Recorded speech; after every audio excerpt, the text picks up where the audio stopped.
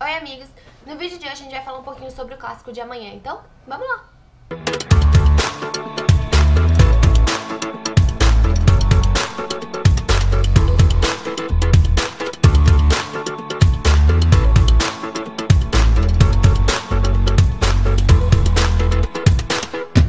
Estudando um pouquinho o adversário, acho que muita gente sabe sobre o nosso time, então vamos falar um pouquinho sobre o São Paulo.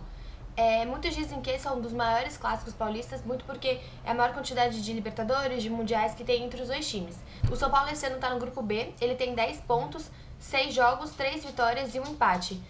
Dentro de casa, o São Paulo já jogou 3 vezes, ele empatou uma e ganhou as outras duas.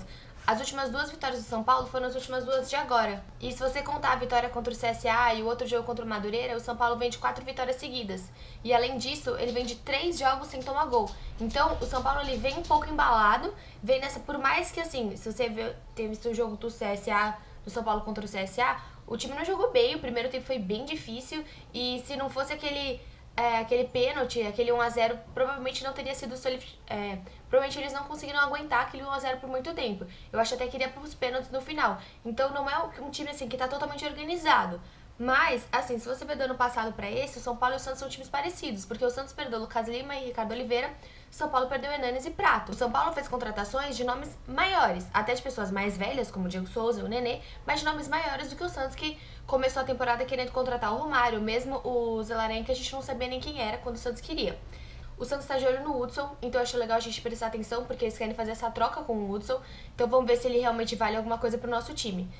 Além disso, eu acredito que, assim, o Campeonato Paulista é muito mais importante pro São Paulo do que pra nós. E outra, o Dorival tá começando a ficar pressionado. Por mais que eles estejam passando de fases na Copa do Brasil, não é um time que agrada tanto ao ver jogar, não é um time que você sente consistência e nem confiança. Então, o Dorival tá 1000 vezes mais pressionado que o Jair poderia estar. O Jair não está pressionado.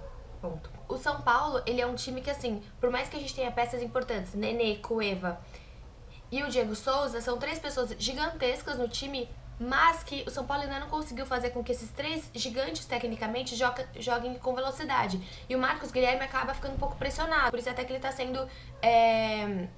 Por isso até que às vezes no meio dos jogos ele tá sendo substituído.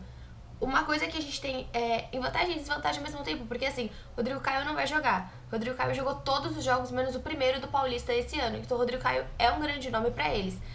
Mas ao mesmo tempo, o David também não vai jogar, porque o David também tá suspenso. Mas eu acho que a nossa zaga é mais fortalecida, os nossos reservas são mais fortalecidos do que o do São Paulo. Uma coisa legal é que quando você faz tipo aquele cara a cara, aquele raio-x entre posições por posições, bom, vamos lá, dos possíveis times de cada um. Sidão e Vanderlei não tem nem o que falar, o Vanderlei é mais consistente, o Sidão praticamente não jogou ano passado, ficou naquela coisa tipo, entra Sidão, joga o Dene, joga o Renan, joga, sei lá, um monte de gente, e ele acabou não jogando, apesar que o Sidão tá se consolidando esse ano, mas o Vanderlei ainda é muito mais superior. Entre Militão e Daniel Guedes, o Militão ele joga mais tempo nessa posição, o Daniel Guedes acabou de entrar, por mais que ele seja o rei das assistências, eu acho que ele tem muita coisa por vir, muita coisa pra dar pro Santos, mas calma, eu acho, tipo, comparando os dois, eu acho que o Militão ainda é um potencial um pouco maior. O Anderson Martins e Veríssimo, eu prefiro o Veríssimo. Bruno Alves e Gustavo Henrique, eu prefiro o Gustavo Henrique, a nossa zaga eu acho muito boa. Reinaldo e Caju, né? O Caju realmente ainda não conseguiu ter uma regularidade, então eu acho que o Reinaldo, nesse sentido, seria um pouco superior. Petros e Renato, acho que são jogadores muito diferentes, desde idade até tudo isso. Mas eu acho que ainda prefiro o Renato. O Renato é uma pessoa, ainda mais pra clássico. Eu gosto muito do Renato em clássico e jogos importantes. O Renato é calmo.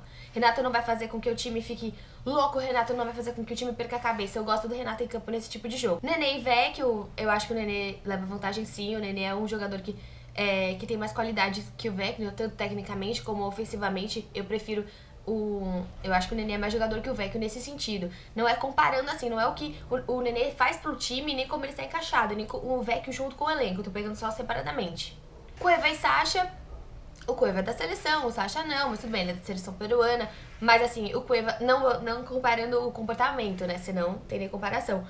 Mas eu acho que o Cueva ainda é um pouco superior ao Sacha, por mais que o Sacha esteja crescendo. Eu acho que o Sacha, Gabriel e Copete é um baita de um ataque pra nós, eu acho que tá dando super certo. O Sacha, mesmo não tendo aquela altura, cabeceando, tá indo bem. Copete, eu gosto do Copete.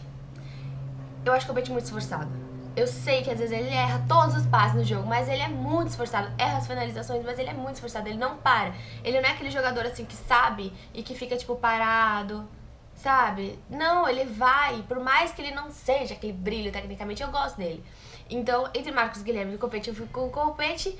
E Diego Souza Gabriel, óbvio que eu fico com o Gabriel. Então eu acho que assim, é óbvio que eu falando super imparcialmente, o nosso time nesse raio-x tem mais vantagens, mas é claro que jogar no Morumbi é sempre complicado.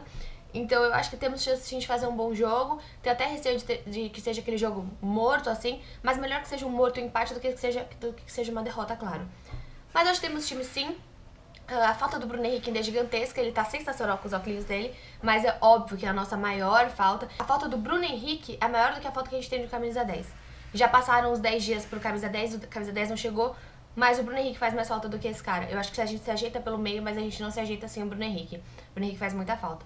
O São Paulo tá muito mais pressionado que o Santos pra esse Campeonato Paulista. Eu acho que se a gente perder o Campeonato Paulista, tudo bem, a gente tem muito ainda por vir e o time tá em formação. O São Paulo tem 9 anos que não ganha nem o título, então é um pouco diferente a situação de cada time. Ano passado o time quase caiu, por mais que cada um tenha perdido 2 peças de cada lado.